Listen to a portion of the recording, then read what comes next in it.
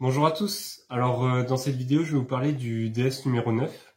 Et pour donner un petit peu de contexte, il nous avait rendu la veille le DS numéro 6 et le DS numéro 8. Et donc j'avais vu ce que j'avais produit à ces deux DS.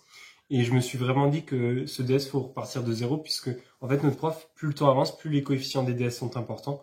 Donc je me suis dit, comme il y a encore deux DS, je fais comme si j'avais rien fait au DS 6, 7, 8 et je repars sur quelque chose de nouveau. Enfin, c'est avec cette mentalité-là que je suis arrivé.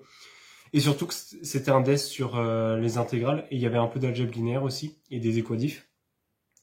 Et donc, ça, c'était les informations que j'avais avant le DS. Et donc, je me suis dit, en fait, je vais arriver devant le DS et je vais tout simplement faire des maths. Parce que ça faisait longtemps que j'avais plus vraiment fait je sais pas comment expliquer, mais où je m'étais pas vraiment dit, bon là, je vais faire des maths, en fait, tout simplement. Je vais pas chercher midi à 14h. Je vais regarder le sujet, je vais voir ce que je peux faire. C'est vraiment avec cette mentalité-là que je suis arrivé devant le DS.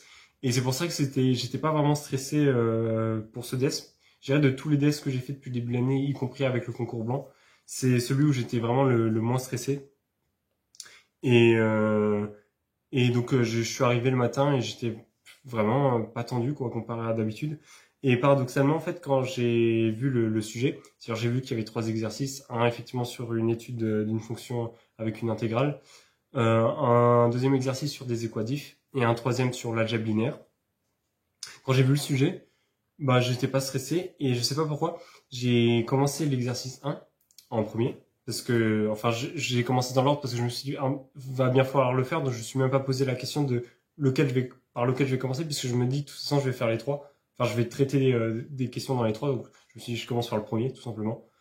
Et je sais pas pourquoi ma main elle tremblait vraiment et ça se voit. En fait, ça se voit pas tellement sur ma copie, mais vraiment faut savoir que vraiment j'avais la main qui tremblait et j'avais du mal à vraiment écrire proprement.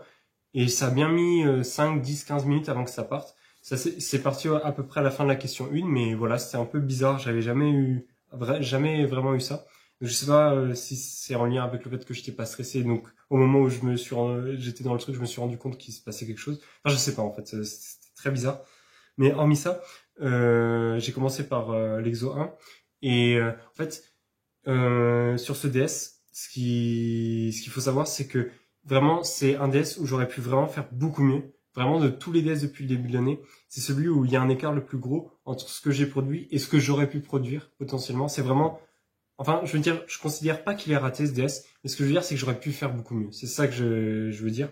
Et donc, en sortant du DS, j'étais plutôt content, mais je me suis dit que j'aurais pu faire mieux parce qu'en fait, j'ai un peu cafouillé parce que j'ai commencé par l'exo 1 et en fait j'étais très lourd dans ma rédaction et il me le fait remarquer mon prof que j'étais vraiment pas efficace et en fait il y a plusieurs raisons de pourquoi je rédige comme ça.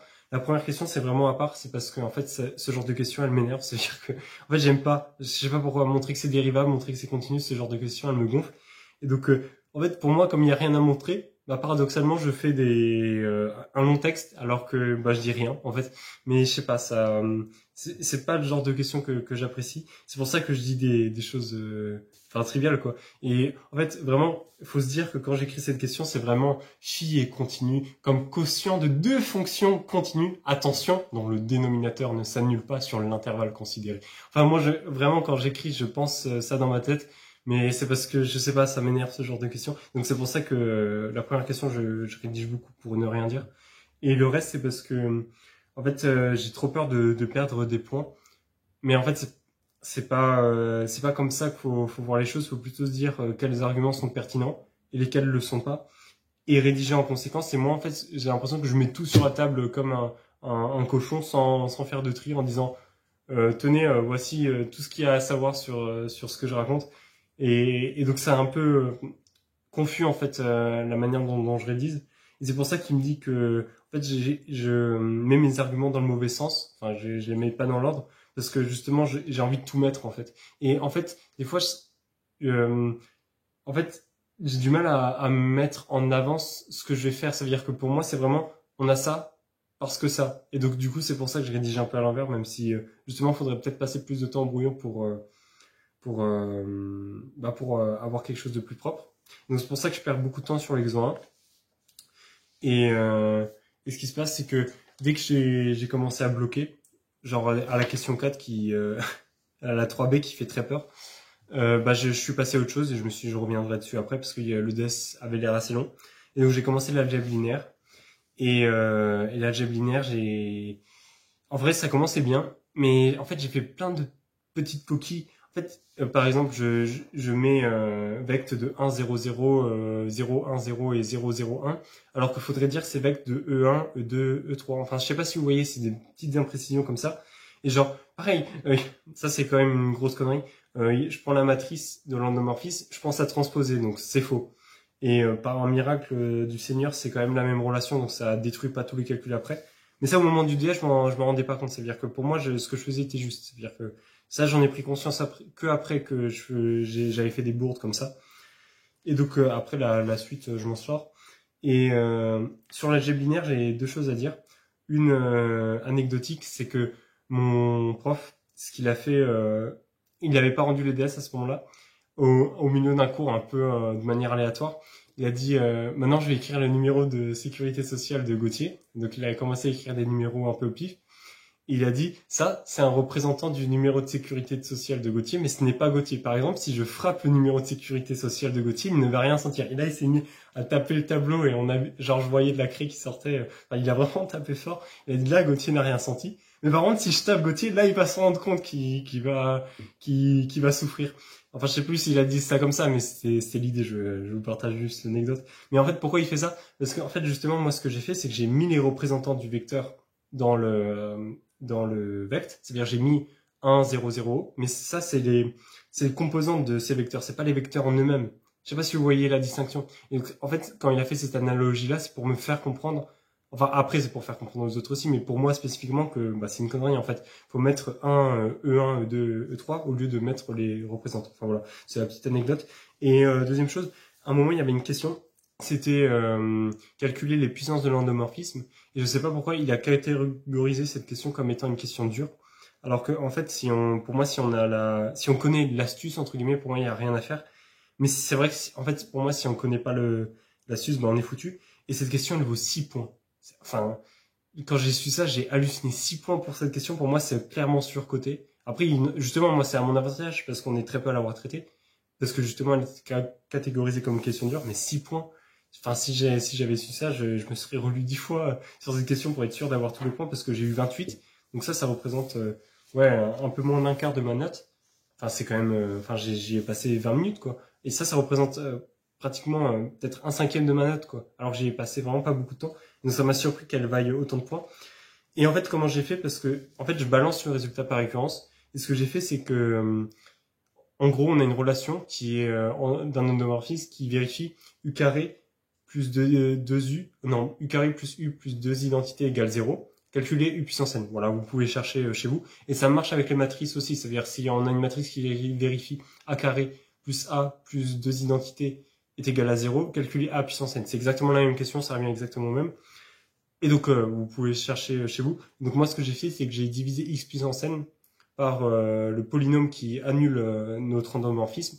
Et j'ai cherché le reste. Et ensuite, j'ai substitué u à l'expression.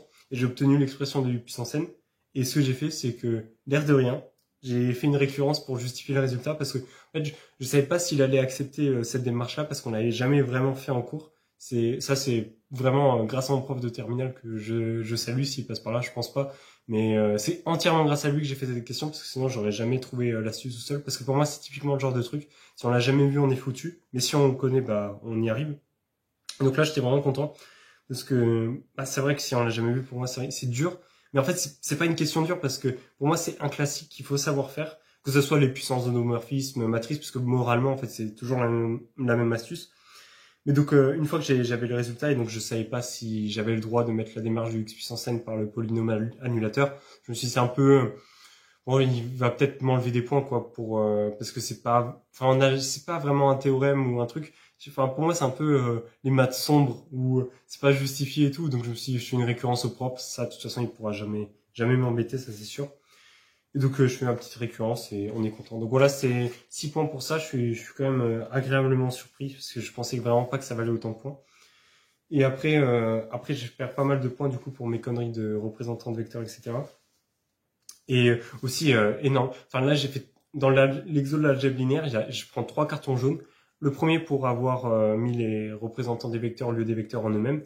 Ça, c'est la première grosse erreur. J'ai pris la transposée de la matrice au lieu de la matrice elle-même pour l'endomorphisme. Ça, c'est quand même un carton jaune, noir, rouge.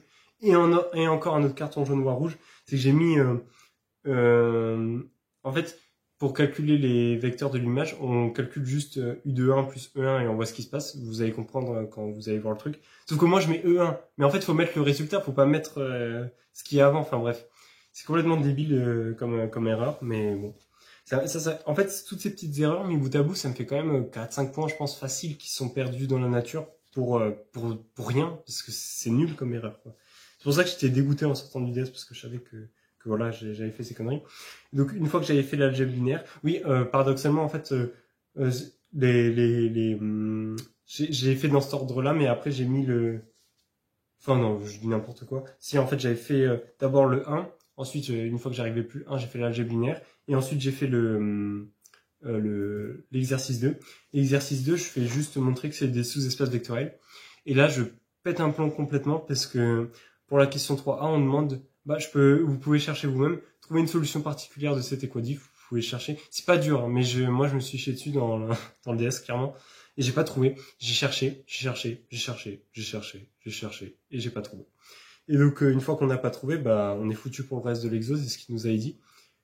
Et donc en fait j'ai juste fait les 2 premières questions des sous-espaces vectoriels, et puis après j'ai rien fait. Et oui, aussi pareil pour les sous-espaces vectoriels, je perds un quart de point. Bon, ça va, c'est gentil. Ils auraient pu m'enlever plus de points pour ça. Parce que j'oublie les valeurs absolues. Non, mais ça, c'est à nouveau une erreur de débile, genre. Enfin, voilà, en fait, ce DS, c'est vraiment plein d'erreurs de débiles qui font que ma note, elle est de 28, mais elle pourrait très bien être de 35-40, en fait. Parce que vraiment, je fais plein d'erreurs comme ça, et vous avez pas fini, parce que j'ai encore fait des conneries grosses comme le monde.